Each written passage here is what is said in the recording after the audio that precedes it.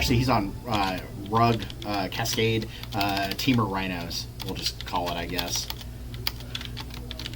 Yeah, really explosive deck that takes very specific cards to try and interact with. Right. And then Stefan over here, Stefan Hayden-Rowe, is on Mystic Forge. Oh, sick. And his deck, Stefan Hayden-Rowe, is really interesting because he's playing Glaring Fleshraker as well as some copies Echo of Aeons. Burgie. Okay, yeah. That's like the Tony Scapone mono red, like Epic Gamble style. Right. Card. Yeah. So it's pretty cool. So this is quarterfinals. And yeah, looks like we are getting going here. Let me hide our win things from last game. And let me change this again here to put your name in there. Yeah, so I think normally we expect Carey to start with like Cycle on a land or something like that and just try and get to the pivotal 3 mana Right. to try and cascade. And looks like we have a Glaring Fleshraker, which is going to make for some really explosive draws out of the Mystic Forge deck. Yeah, and my understanding is we don't actually have his deck. We don't actually have Carey's deck list. Awesome. Well, we have an Echo of the Aeons already going on the stack right now. Yeah. That's pretty crazy. So Glaring Fleshraker, Echo of Aeons is going to load up the 0 drops again, and Glaring Fleshraker is a really nice mana engine in terms of every single 0 drop converts into more mana, which is nice. But it looks like it's going to be met with maybe a Brazen Borrower on... Yeah, Brazen Borrower on the Glaring Fleshraker just kind of minimizes some of the explosive of this Echo of Aeons, it looks like. Yeah. And looks like actually there's 2 Burgies. There's 4 Echo, 4 Glaring Fleshraker, 4 Karn. This is basically what you expect to see out of these kind of decks. The one thing we did notice earlier out of this deck is we had Stefan on camera earlier versus the Mono Red Prison deck. Was that there are 4 copies of Planar Nexus and 4 copies of Urza's Tower in this list. Oh, sick. So it's got kind of the Cloud Post-esque, the new Cloud Post style, like mana engines to convert 4 mana for only 2 land drops. That's really cool. Yeah. I guess it makes sense. Burgie's kind of similar to Fleshraker in the sense of it's ways to make sure that you don't get mana, like you don't get bottlenecked on mana via Wasteland and other things like that. So I think that that's one good way to attack these Mystic Forge decks is if you attack their mana successfully, they get really clunky hands, and both Burgie and Glaring Fleshraker kind of help minimize that. That seems cool. Right, and the thing about the Rhinos deck on this side of things is because of the nature of the deck, they can't play cards like Brainstorm Ponder in order to kind of sculpt their hand to deal with these kind of things. So they're at the nature of their draws. Yeah. And that's rough. Does Carey have anything in the sideboard like Collector Roof that they can cascade into? I know, I have not seen his list. Oh, got it. Yeah, I'm curious. So. No, you're good. I'm curious to see if there's any things that we can cascade into. I think if Silver Bullets. I think if Carey wins this match, we're gonna have to try and get a copy of his deck list just so we can look at it. We're riding the lightning here. Yeah, just imagine the Glaring Fleshraker stayed in play for this. Look at all these 0 drops coming out. This is kind of the draw to this. So it's still going to be an explosive draw. I see a 1-ring in hand for the Mystic Forge player, but look at that. They're 1 mana short on the surface of casting that 1-ring if that Fleshraker was in play. Very, very easily castable. Right. So really interesting here. I mean, we got a Mox Diamond or a Mox Opal and a Lotus Petal and a Spawn token. So yeah, that they might be close enough, or they might just want to jam it next turn. Yeah, looks like there might be another Glaring Fleshraker in hand, but playing, we'll see what happens here. All right, passing back to Carey, who likely will either play a land or exile a Spirit Guide and Cascade. Here is kind of what Carey wants to be doing in this spot. Yeah, for sure. Yeah, I mean, this deck can be very explosive in that regard. Yeah. So there's the Shardless Agent. So if you haven't seen this deck, the Shardless Agent cascades into Crashing Footfalls, which is 0 mana to cascade into, and then casts it for free. So it's going to make a couple of 4/4 Rhinos coming in right now. And 10 power on the board instantly is a really, really quick clock. So backed up by a Force of Will is a really good way for them to try and just clean up this game really, really fast here. We'll see if that happens. And the fact that we're playing Ancient Tomb here, that can be rough because obviously the downside of Ancient Tomb is that it deals 2 damage to you whenever you tap it, and that is a problem because sometimes you can put yourself really down in life total just by tapping your lands. Yeah, fun fact, some people don't realize if you do One Ring, it does give you protection from taking damage from your Ancient Tomb. So something they could do here is start off using some of the fast mana to make the One Ring, and then it looks like they're going to play a defense grid, but do that, and then it protects their Ancient Tomb damage. So defense grid seems reasonable here. Yeah, it's going to force 2 forces out of Carey in order to try and interact this turn. Otherwise, this One Ring's probably going to do some work. I think that's correct. Sacking the There it is. Yep, get the One Ring. Yeah, so that trigger is going to be really important. Obviously, protect them, and Carey's going to need a land drop to even turn on 1 Force of Will next turn, or something like a Brazen Bar to bounce the defense grid like main phase. But it's looking pretty good for the Mystic Forge player. And I saw another One Ring in their hand. Oh, another. So you can sometimes what's called like ring walking. You just ring in a ring and buy yourself a couple of turns where you're drawing a couple extra cards off each of the rings and eventually just overwhelm them. So we'll see what happens here.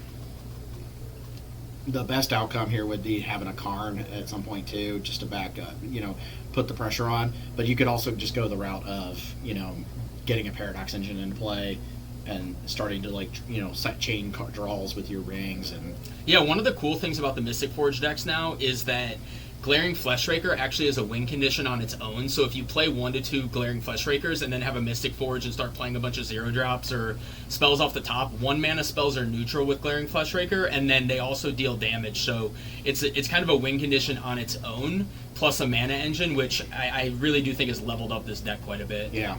It's a lot of fun to watch, too. Yeah, it has those turns where you're just like, all right, this was cool. Yeah, so keep an eye out for Carey having a counterspell plus a Spirit Guide. That's about the only way that they're interacting right now. So if they don't have that, then they're more or less F6'd at this point. I see an Echo. Another Echo, okay. Yeah. So I might see some fireworks here. I think I see a Glaring Fleshraker there, so they might be going for something like double Glaring Fleshraker into Echo of Aeons, which could be a really brutal turn here depending on how this goes. So there's one of them. Yeah. Just keep an eye on the life total though. 11 is very close to dead to 1 attack here if everything goes wrong. Right. Well, and I mean, what are you wanting out of this? Do you have another 0-drop, artifact to put into play that makes mana, where you could then cast the One Ring? That'll work. Yeah, so that, or they could cast the second Fleshraker and then Echo into 0-drops and then just win the game potentially right now. Yes. Because they're making a ton of mana, so this is going to make 1. And then if they Echo into any number of 0-drops, it's crazy how fast it can end the game here. So. Yeah. We'll see if they do some machine gunning with some 0-drops here in a minute. It looks like they're just shy of casting another One Ring. So there's a key though. Okay. To untap the ring? Yeah. So one of the things you can do here is you can actually crack the Lion's Eye Diamonds to buy yourself out of your mana issue, since you have an Echo in hand that you can discard, and then you can untap the ring, and you'll have a bunch of floating mana before you draw the cards off the ring, if he wants to do that, but it looks like he's not going to do that. There's a Vexing Yeah, bubble. You see the Mystic Forge there that would have been pretty good to float some mana ahead of time, but we'll see. Yeah, I think he's probably in a pretty reasonable spot here. There's a Vexing Bauble. There's a Grim Monolith. Yeah, but I think Carey's just not writing on the wall. The game is over. Yeah, Double Glaring Fleshraker is very messed up. So every single colorless spell deals 2 damage and makes 2 tokens. So yeah, that's pretty rough. 4 damage. Sorry. Yes. Yeah, because each one triggers twice. Yeah. Oh yeah. Yeah, that's so true. it multiplies out. That's pretty crazy. Right. Yeah, I have certainly played some games with Glaring Fleshraker and have managed to have 2 in play. And have you played against Eldrazi command or the Kozilek's command with the Glaring Fleshraker? I have done that. Oh, you've done it. Okay, yeah. I am the Ancient Tomb gamer. Oh, okay. Yeah, we're not friends, but it's really interesting. Glaring Fleshrakers into making a bunch of 0-drops that all trigger Glaring. It gets very gross very fast. I beat a Nadu deck with that. It's just 2 Fleshrakers. Cast this, Kozilek command. Yeah, kill you. It's pretty funny. Yeah, it's a very amusing thing to do. So out of the sideboard, we're thinking of the question from Carey is if there's something that can be cascaded into a Collect Roof is very good in this matchup. Other than that, it's probably just more targeted counter spells that are expensive enough that don't get hit by the cascade. So you can usually only play some really expensive interaction pieces. Maybe some Force of Vigors are good in this matchup as well. I'd imagine they probably have those. And from it's awkward from Stefan's side. You don't have a whole lot. Like most of this stuff is your Karn Wish board. I don't think you're going to put Leyline of the Void in here because that's not the matchup for it. But you could bring in like maybe your Boseijus. But I really think it's Wastegate Battle Mage that might come in. Yeah, the little awkward part with Wastegate and like most of these removal spells is that if Carey does have something like a Collector Roof, the mana is going to be locked to pay colored mana in this deck, so you're not going to be able to like kick the Battle Mage. You need Planar Nexus online. Exactly. So that you can add 1 mana of any color to be able to do that. Which means I guess it can happen, so you probably would bring it in because you're so cold to it, so it's probably worth bringing in. But I think mostly just really, really light sideboarding, if anything. Yeah, I feel like just Wastegate Battle Mage probably is the correct thing here, You might not even want Burgi in this.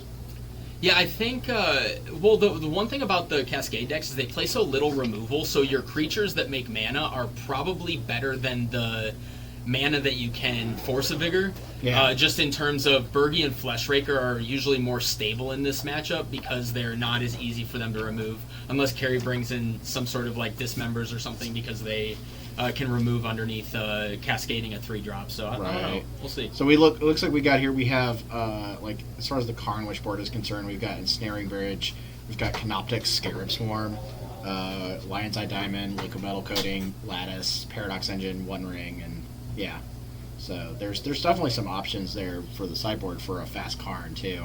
Yeah.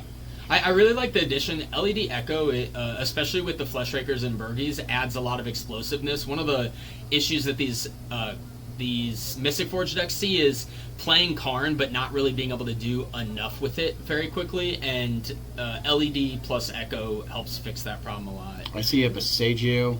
I saw a City of Traders, a Lotus Petal. I saw a Vexing Bauble. Okay, yeah. Vexing Bauble's very good against Force of Vigor, Force of Negation, Force of Will, which all are going to be also probably all of the Cascade cards because they're not going to be able to cast their Crashing Footfalls. Yeah, and unfortunately for Carey, you can't play something like Veil of Summer, which a lot of green decks can use to help interact with Vexing Bauble because it's just not something you can cascade into. Yeah. So a Vexing Bauble on turn 1 is going to be pretty tough to interact with from Carey's side. Yeah. I see, is that a Warden Power Stone or something? No, it's not. No, that was the Bauble. Sorry, that was the Bauble. Yeah, I was going to say. You're basically looking for something like a Brazen Borrower effect to try and bounce the Bauble and then untap and do something is pretty much what you're looking at. So, Carey went back to 6. Leyline of the Void. So it's always interesting to whether you're supposed to board in Leylines against these decks, and if the Mystic Forge player just plays a bunch of mana and plays like a Karn, you're going to feel kind of silly for having it, but at the same time, you have a really bad interaction with some of the fast echoes. So yeah, and there's the Vexing Bauble we talked about. It's going to be kind of tough to deal with. Likely going to have to be counterspelled if possible, otherwise we'll see what happens here. Alright, so Carey's fetching. Yeah.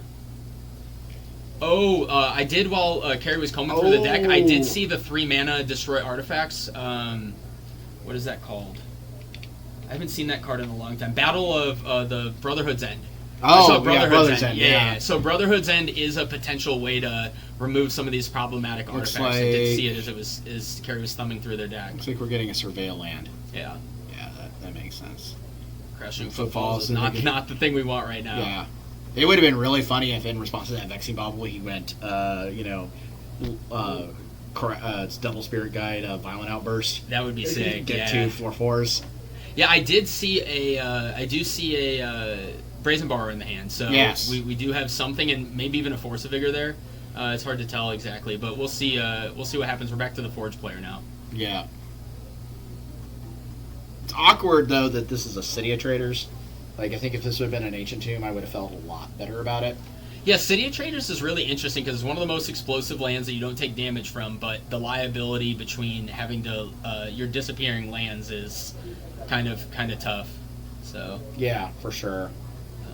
What are we doing here? We've He floated 2 mana, and he's playing another land. He's just figuring out what he's doing. Not sure why the city went away though. I don't know either. Unless he's planning on playing another land, and maybe he played it in his head already and he got rid of the other one. We'll see.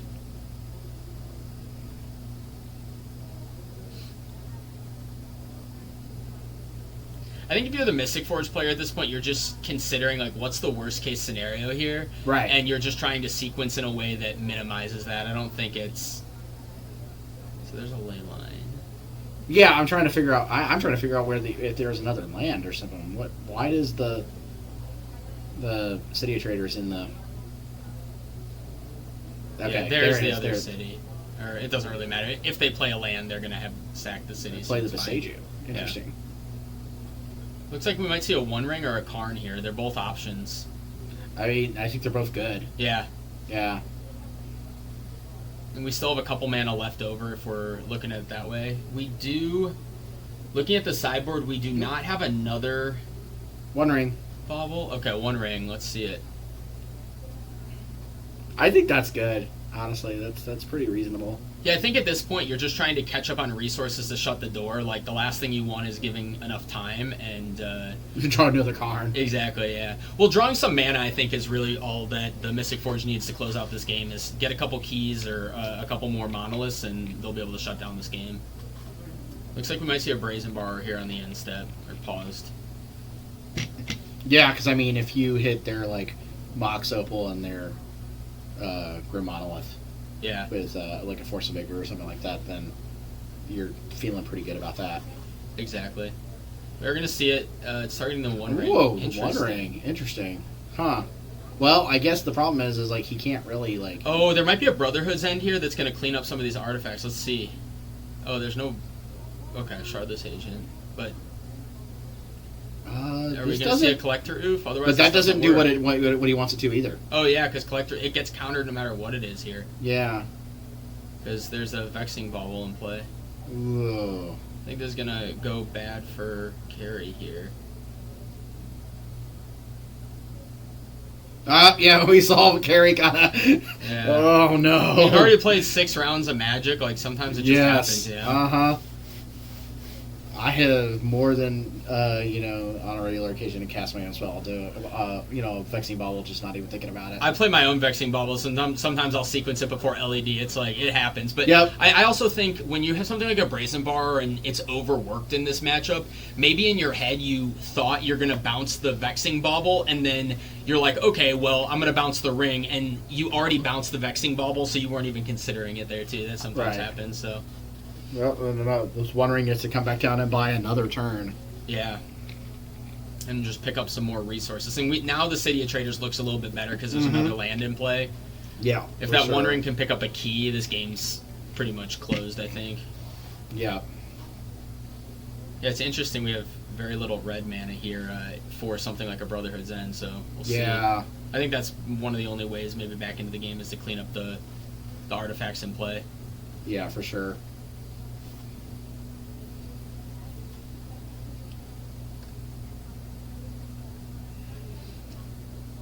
Yep, pass and turn. All right, going back to the Mystic Forge player. The Mystic Forge player only gets to lose 1 life because their other ring got bounced. That's true. So that's good for them. Yeah, at least there's some bricks in the deck for the Rhinos player. I just saw a couple of Echo Evans get drawn. Those are pretty brick, but with a Karn, I have a feeling we'll be able to clean up the game here soon. And we're floating to... like a Saga. Yeah, this Saga City of Traders is one of the things that I've realized is kind of like a fail rate of this Mystic Forge deck is, again, the multiple lands that disappear at some point in time, combined with Wastelands, Stifles, counterspells on some of your key mana artifacts, can really kind of stem your mana development quite a bit, which is why I like the card like Glaring Fleshwrecker so much. Right. Alright, so we do have a key. Made a key, and That's a lot of Echo of There's a lot of cards. And also, because we have that bauble in play, all these Mox Opals and Lotus Petals that you see in the Mystic Forge players' hands are turned off right this second. Yep. Now, they could sack them if they want, but sacking it opens up for some Cascade spells, so likely we'll just see them played a little bit slower. They're not really priced into doing anything super crazy here, so I think it would be smart just to play it a little bit slower here and eventually put a Karn into play with a bunch of mana. I almost feel like it would have been better to put the Karn into play. Before, yeah. Yeah. Well, something like Ensnaring Bridge is also pretty good against Rhinos, too, right? Especially when you have a bauble to Good protect discard. Yeah. Yeah, make a threat, because the protection from Ring is now off. Yeah. So Carey can get in there with some damage. Yeah, and these constructs from Urza Sagas are going to be nothing to scoff at. They can also end the game pretty quick here. Right. Well, that's why I think he's got to get some damage on the board pretty quickly. Yeah. Just so that you have access to the ring causing some damage too. Is Brotherhood's End 1 or less or 2 or less for artifact I think destruction? it's 2 or less. It's going to be pretty good here. Yeah, there it is. There's a second red source into Brotherhood's End, so that's going to wipe a good chunk of the artifacts off the board. Namely, it does not get rid of the One Ring. We'll probably see this Vexing Bauble cycled in response to it.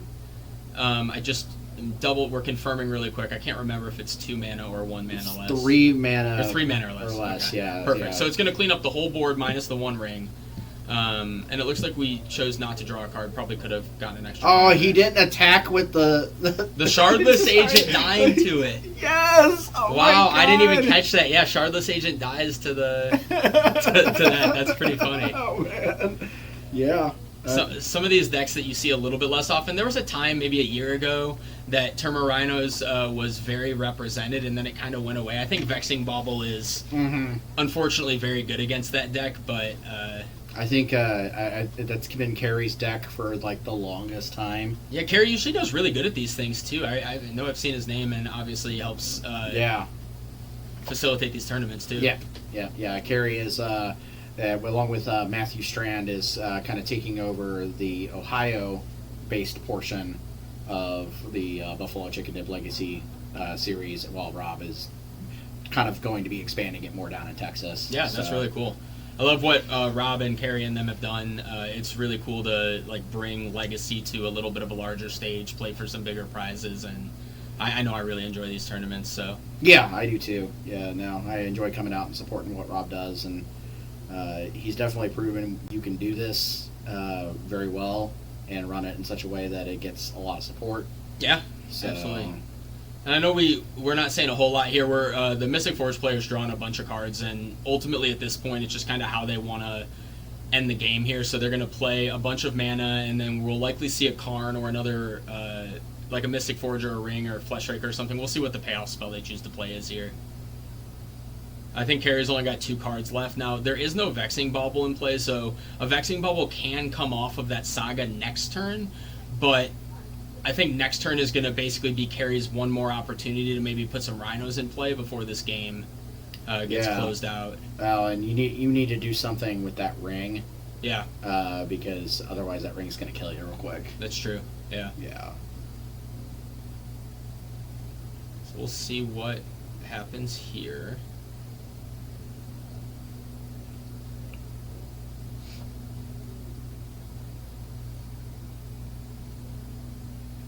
LED? Wow. I mean, there is a Echo in the yard. Well, everything's in exile because of the... Oh, that's right. Exile, yes. Leyline of the Void. Yes, Leyline of the Void. Yeah, so there's an Echo in exile. Yeah, I'm interested to see if something like Ensnaring Bridge is interesting, since there's so many dead cards in the Mystic Forges player hand. If they just go like Karn into Ensnaring Bridge to lock down the game mostly, and then start drawing a bunch of cards off of Ring next turn, they're stemming the bleeding from that the Brazen Bar, and they're basically leaving it to where next turn they'll draw 6 more cards and hopefully be able to minus Karn one more time and end the game. But we'll see. Well, and they need another Ring at some point to replace. Well, they have a Paradox Engine, right? So if they can get the Paradox Engine here, which that's true, they actually have it on board right now. If they just use Mystic Forge and the 2 petals to cast, or in 1 petal to cast Karn, the LED, the second petal, and the Urza Saga casts the Mystic Forge. If they have any 0 drops in hand, they more or less can pop off this turn. I can't see the hand. I see a second ring, and there's definitely Karns. Yeah. There. So I suspect we'll either see another ring this turn, or we'll see a Karn plus a Mystic Forge. We'll see what happens though. Yeah, this is interesting. Let's see what he's trying to figure out to do here. Oh, just passing the turn. Pass the turn is interesting. That is rough. Yeah. Because this ring is going to be really, really detrimental to you at this point. This is what, up to like 4 counters, 5 counters? Yeah, there also might be a hardcast force available at this point. Which, yeah.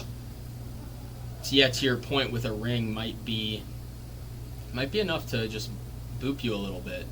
Oof. We're about to find out now. Alright, Grim Monolith, float a mana. Alright, resolve your Urza Saga, please. There is a defense grid, so defense grid plus bauble should. I don't see anything else that would stop defense grid plus bauble from. We're floating a mana. Yeah.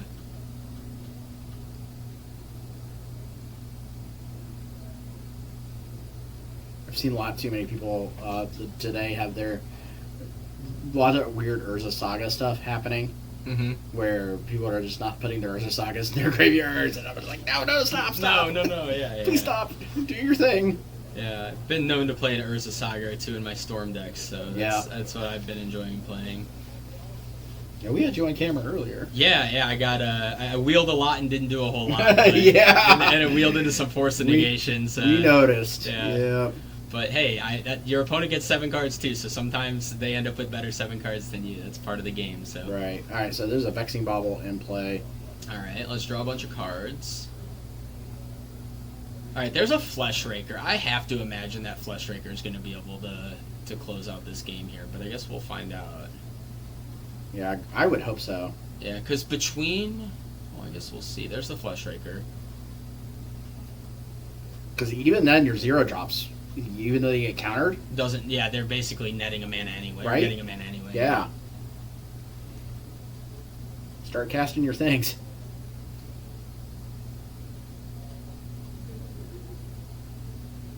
It is interesting to see that the way that the Mystic Forge player has built their deck, that this ley line with this draw is stemming a lot of the...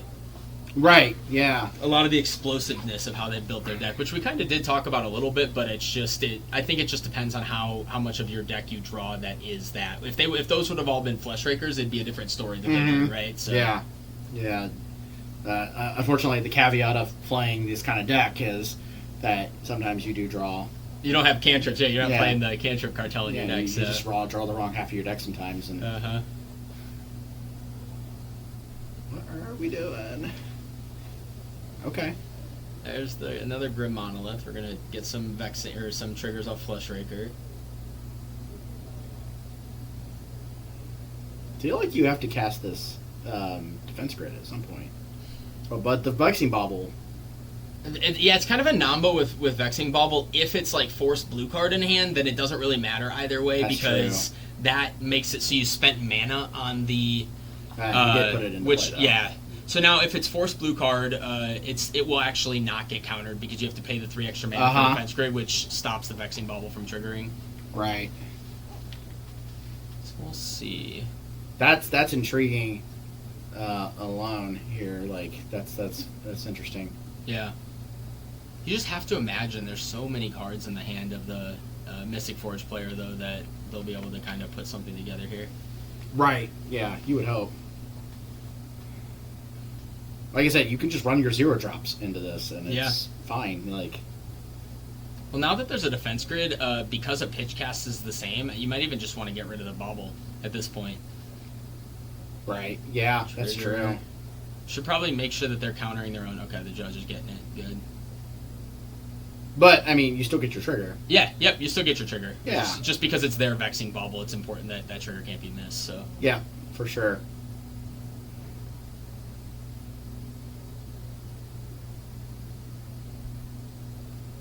There's a lot of math, I think, to do here. I think that's the biggest and most important thing. Yeah, and again, the most of the deck, it's like four drop tribal in this deck, right? So it's like all of the cards, Karns and everything are 4 mana. So yeah, you have to be really sure when you're casting your cards that the mana is going to work out exactly how you want it to. So there's a Karn. Gonna use all those. And you should get another, you Yep. get another Flush Raker trigger, because it is a colorless spell. Yeah, I have to imagine that we'll have a Mystic Forge here, or not a Mystic Forge. The Paradox Engine's got to shut the door on this. Yeah, for sure. Although they are dead to their own ring if they pass, so it's going to be interesting if they did play this in a way to where this they have a forcible and it counters the new ring or the Paradox Engine, that this could go horribly wrong for the Mystic Forge player. So I guess we'll see what happens here. Yeah. For the folks that are in chat typing standings, there are no standings available yet for this event online. Because this is a paper event being run on Top Tech, so we'll have all that information out at the end of the event. I will say, looking through the standings, there is a very wide variety of decks in the top 8, which we'll see some more on camera. But here we have Rhinos and Mystic Forge. I know there's D&T, there's a Riskaminator deck, there's a bunch of other decks too, including the Hello Newton Cradle Control deck. So there's quite a few different decks. Okay, that really was cool. an interesting gameplay. Is that a Canoptic Scarab Swarm? Yeah, it is. Yeah. So that actually interacts really interestingly with the Flush Raker, because it makes a bunch of tokens which make more. Yes, yeah, that deal damage. Yeah, they're all going to deal damage, and they're going to make more of the spawns. So.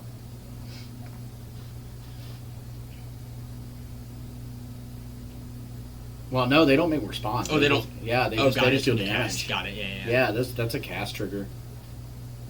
I feel like this ring needed to come into play. Like, I don't know if he has enough mana to cast this ring.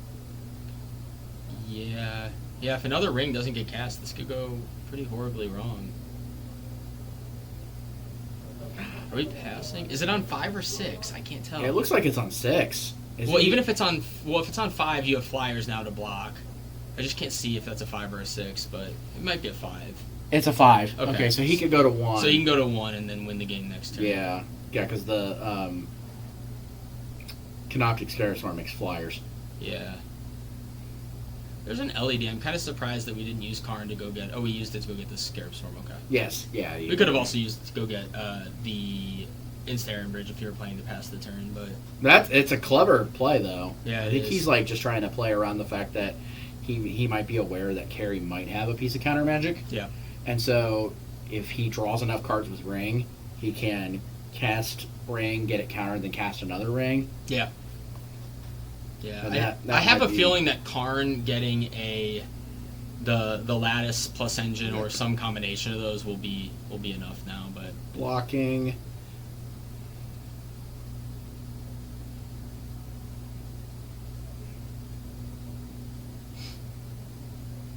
Carey, I think, trying to figure out what he's going to do here. Oh, no, he's conceding. Interesting. Yeah. Not even giving it a chance to see what he might do. Okay. So, yeah, that brings us to